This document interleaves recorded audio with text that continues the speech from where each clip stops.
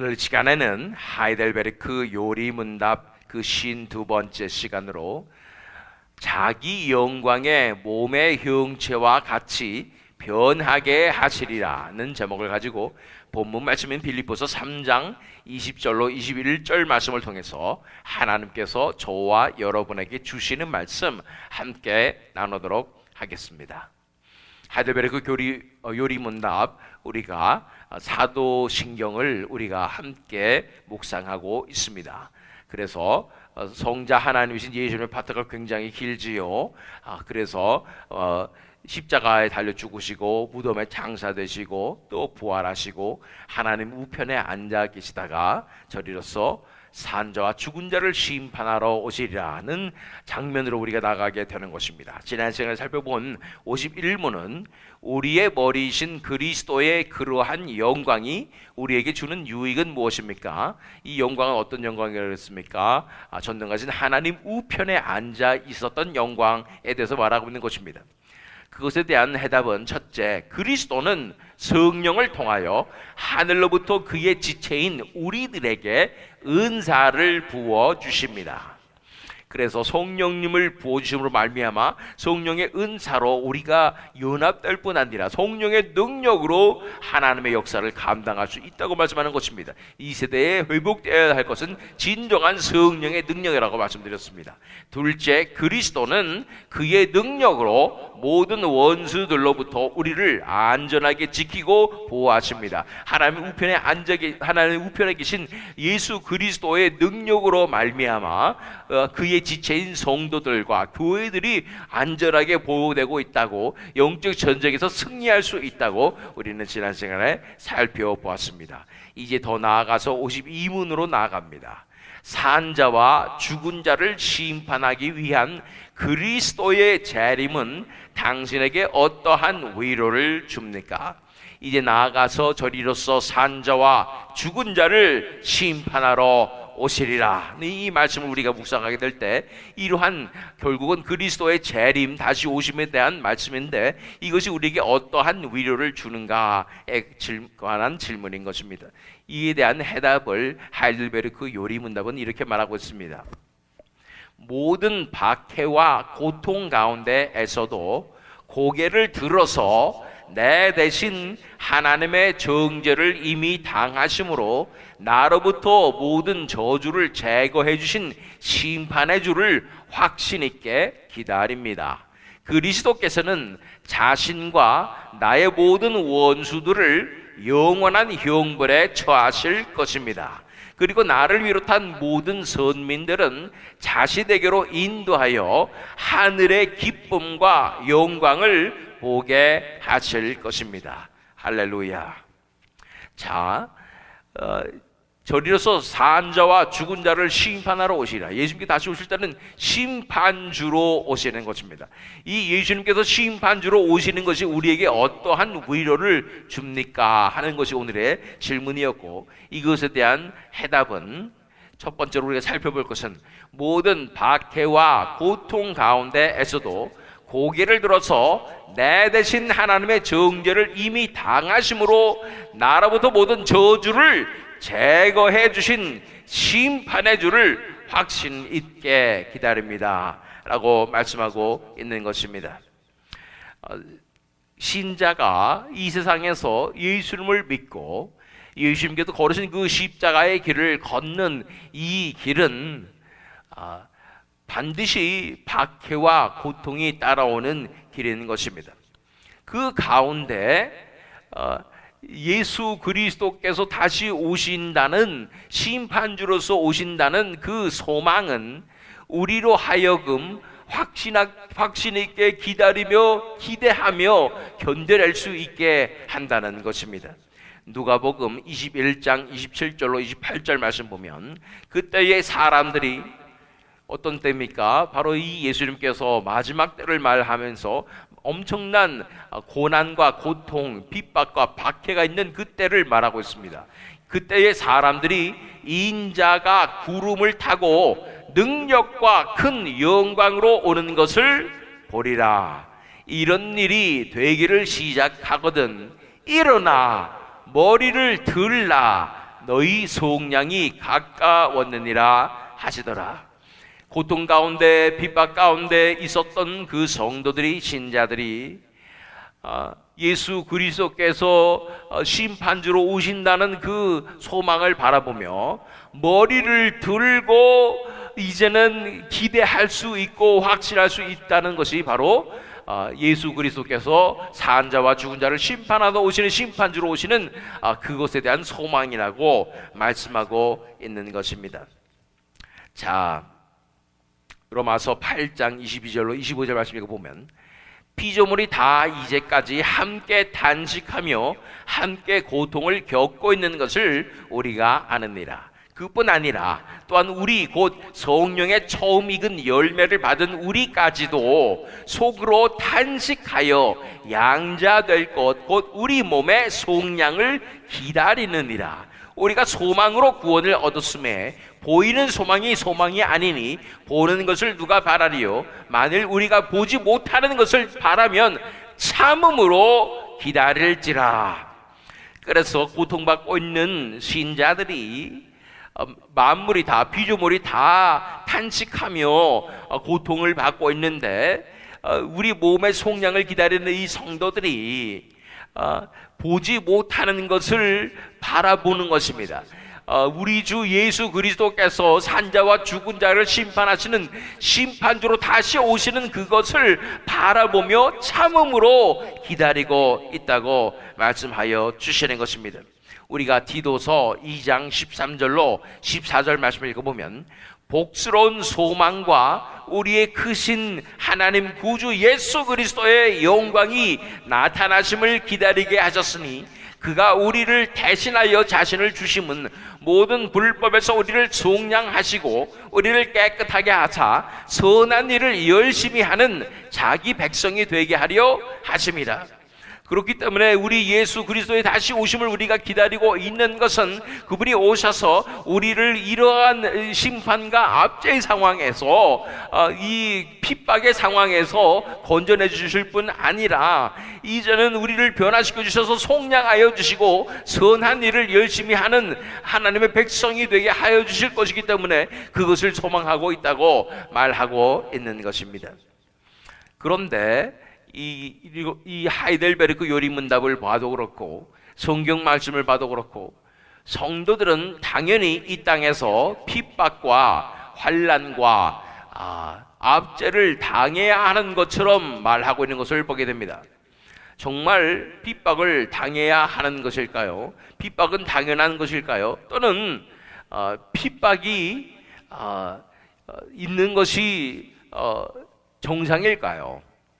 이 현대 서구 사회에서는 핍박이 없는 것처럼 느껴집니다.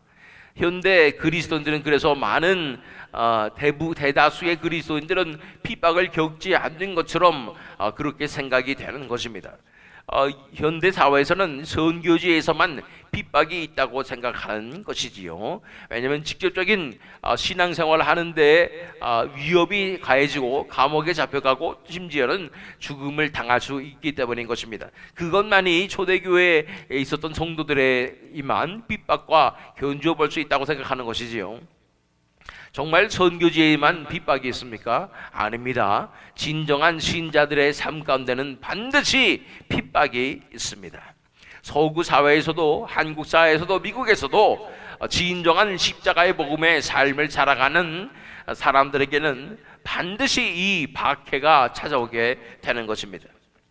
우리가 하나님의 영광만을 위해서 산다고 한다면 또 진정한 예수 그리스도의 제자로 살아간다고 한다면 당연히 그것이 우리의 이 신앙과 삶의 자세와 살아가는 이 방식이 세상의 조류와 정반대가 되기 때문에 세상은 싫어할 수밖에 없고 그래서 견제하고 또 억누르게 되는 것을 우리가 바라봐야 하는 것입니다.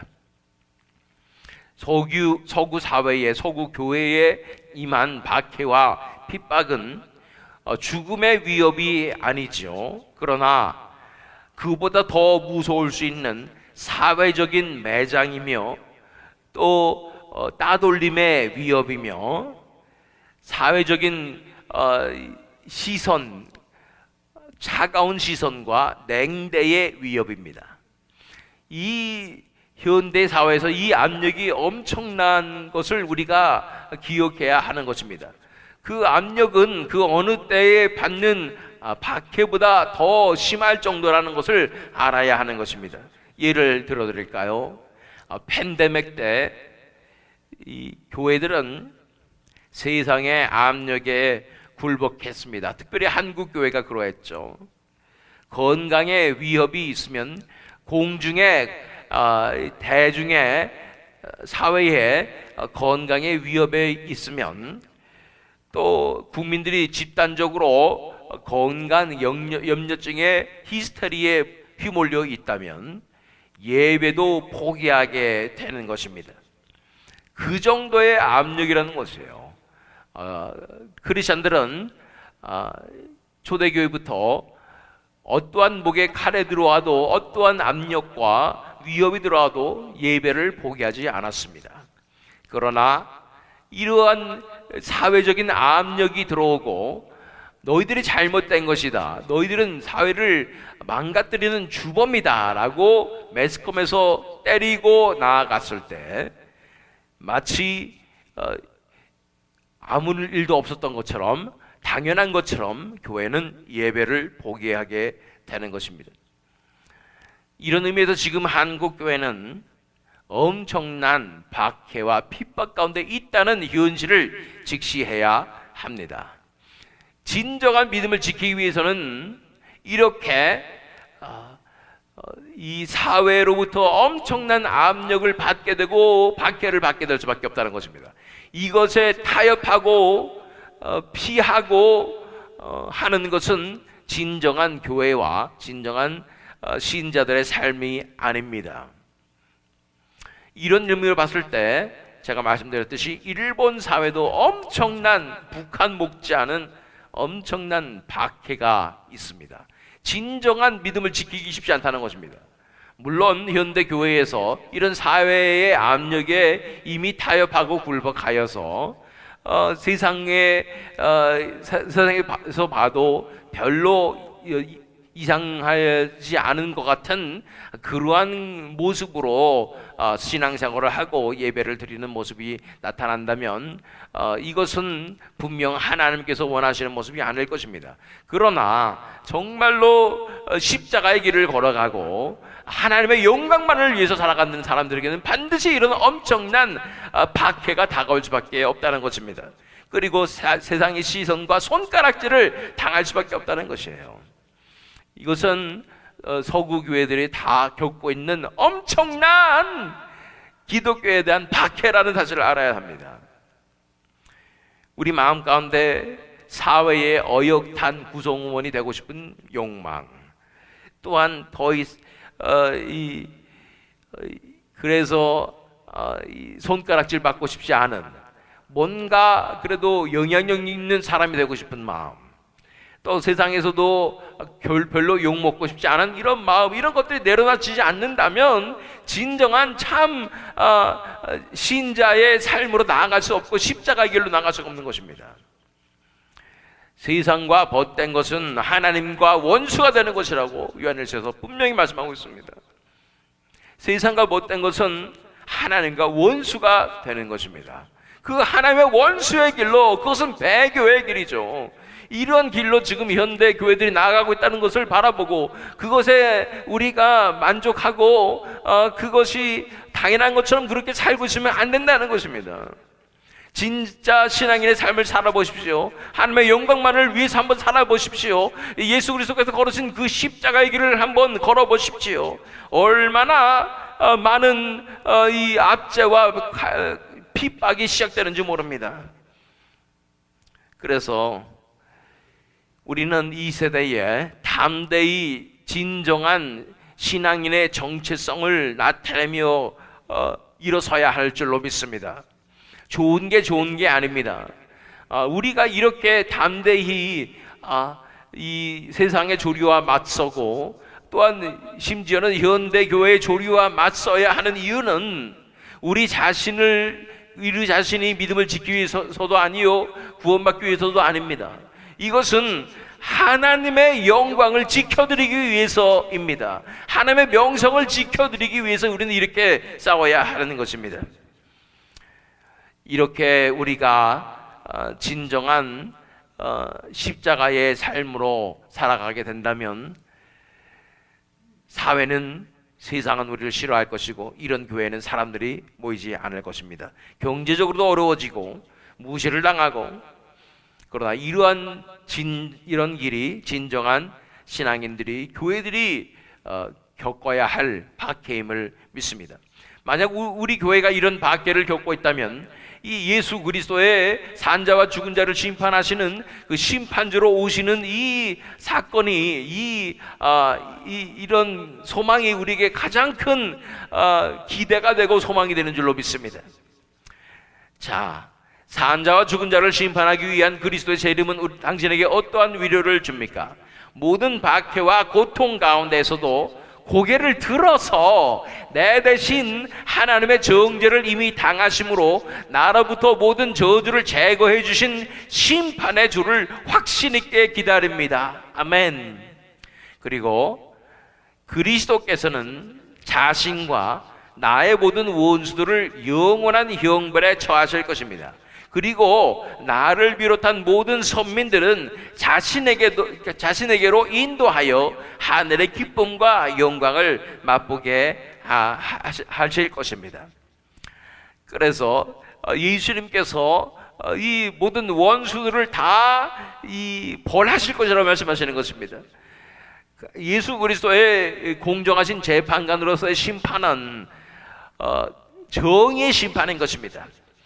그래서 예수님만을 의지하고 모든 것을 내어드리고 살아가는 자들은 그들에게 이 진정한 하늘의 기쁨과 영광을 맛보게 하시고, 그들을 박해하고 있었던 세상의 세력과 그것에 부합하여 그것에 타협하고 살아가고 있었던 모든 자들은, 그 원수들은 영원한 형벌에 처하는 것이 바로 예수 그리스도의 산자와 죽은 자를 심판하시는 심판주로서의 사명이라는 것입니다. 역사라는 것입니다.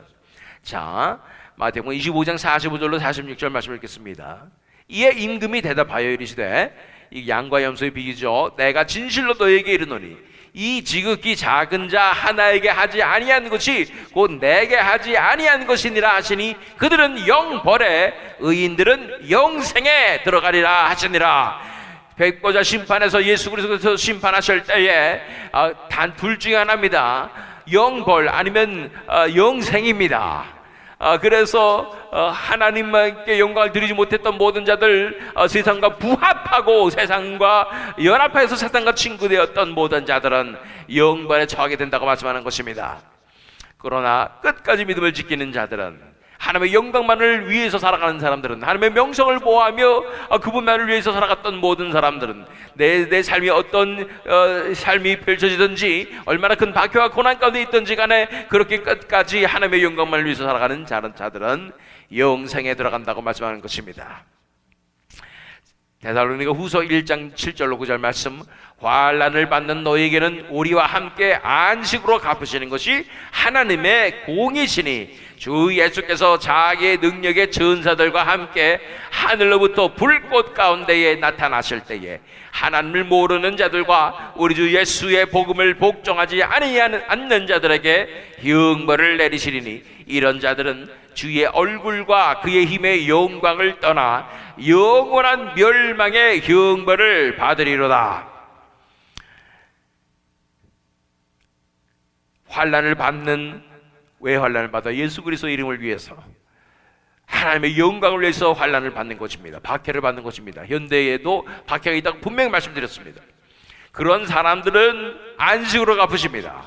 그러나 세상에 부합하고 그래서 결국은 성도들을 박해하고 교회를 박해하는 그 하나님을 섬긴다고 하면서도 그런 일들을 하는 사도 바울과 같은 그런 일을 하는, 사울과 같은 그런 일을 하는 그런 사람들은 영원한 멸망의 형벌을 받게 된다고 말씀하고 있는 것입니다. 그것이 예수님께서 산자와 죽은 자를 심판하실 때 벌어지는 일인 것입니다. 자, 오늘의 질문과 해답을 다시 한번 살펴봅니다. 산자와 죽은 자를 심판하기 위한 그리스도의 재림은 당신에게 어떠한 위로를 줍니까? 모든 박해와 고통 가운데에서도 고개를 들어서 내 대신 하나님의 정죄를 이미 당하심으로 나로부터 모든 저주를 제거해 주신 심판의 주를 확신 있게 기다립니다. 그리스도께서는 자신과 나의 모든 원수들을 영원한 형벌에 처하실 것입니다. 그리고 나를 비롯한 모든 선민들은 자신에게로 인도하여 하늘의 기쁨과 영광을 보게 하실 것입니다. 그래서 이것에 대한 이 총체적인 구절로 오늘 본문 말씀을 우리가 살펴봅니다. 빌립보서 3장 20절로 21절 말씀이었죠. 그러나 우리의 시민권은 하늘에 있는지라 거기로부터 구원하는 자 곧 주 예수 그리스도를 기다리노니 그는 만물을 자기에게 복종하게 하실 수 있는 자의 역사로 우리 낮은 몸을 자기 영광의 몸의 형체와 같이 변하게 하시리라. 아멘. 우리의 시민권은 하늘에 있다고 말하고 있는 것입니다. 이 땅에 살면서 우리 정체성은 하늘의 시민으로서 하나님의 백성으로 하나님 나라의 백성으로서 살아가야 합니다. 이것은 현실의 문제입니다. 우리의 현실이 어디 있는가의 문제인 것입니다. 우리의 현실이 이 세상에 머물러 있다면 우리는 이 세상의 시민권을 가지고 있는 것입니다. 그러나 우리의 현실이 하나님의 나라의 현실이라면 그것은 우리가 하나님의 나라의 시민권으로 가진 자로서 시민으로서 살아가고 있다는 증거가 되는 것입니다. 자, 우리의 싸움은 현실의 싸움입니다. 세상의 현실인가? 하나님 나라의 현실인가? 어제 우리가 영적인 부분에 대해서 말씀드렸지만 우리는 환상을 바라보며 살고 있지 않습니다. 우리는 현실을 바라보는 것입니다. 그 현실이 하나님 나라가 정말 우리의 현실이 되는가가 중요하다는 것입니다. 거기로부터 구원하는 자, 곧 주 예수 그리스도를 기다린다고 말씀하고 있습니다. 우리 주 예수 그리스도를 우리는 고대하고 기다리고 있습니다. 이 삶 자체가 우리가 예수님만을 기다릴 수밖에 없는 삶입니다. 아무도 인정해 주지 않고 아무도 우리와 함께하지 않는 듯한 그런 상황 가운데 외롭게 처절하게 그렇게 예수 그리스도만을 기다려야 하기 때문인 것입니다. 우리 소망은 무엇입니까? 그러나 그는 만물을 자기에게 복종하게 하실 수 있는 자의 역사로 우리의 낮은 몸을 자기 영광의 몸의 형체와 같이 변하게 하시리라. 우리 심판주이신 예수 그리스도께서 오실 때 우리의 이 구제불능인 이 낮은 몸도 변화시켜 주셔서 예수님 같은 그 몸으로 만들어 주실 것이 우리의 진정한 소망이 된다고 말씀하고 있는 것입니다. 이 십자가의 길은 외로운 길입니다. 견뎌내야 하는 길이며 겪어내야 하는 길입니다. 모든 사람들이 내 마음을 오해하며 인정해주지 않는 길입니다. 그러나 나를 인정해 주시고 칭찬해 주시는 분이 한 분 계시고 그분이 오실 그날이 반드시 옵니다. 그분이 오셔서 재판하여 주시는 것입니다. 누가 옳았는지, 누가 하나님께서 기뻐하시는 자녀인지를 드러내시는 것입니다. 그것이 심판인 거예요. 그것이 신자들에게 있어서는 심판의 의미입니다. 이 세상 모든 사람들에게 심판은 두려움이고 절망입니다. 그러나 신자들에게 있어서 심판은 우리의 이 박해받았고 오해받았고 손가락질 받았던 그 삶이 하나님께서 원하셨던 삶인 것이 만천하에 드러나는 그 통쾌한 사이다 같은 날이 바로 심판이라는 것입니다. 진정한 신자는 그래서 이 심판에 대한 소망을 가지고 살 수밖에 없습니다. 그리고 사모하는 예수님을 우리가 온전히 닮아갈 바로 그날, 자기 영광의 몸의 형체같이 변하게 될 그날을 사모하며 기다리게 되는 것입니다. 우리는 그날을 기대합니다. 저리로서 산자와 죽은 자를 심판하시는 그 예수님의 다시 오시는 그 날을 우리는 사모합니다.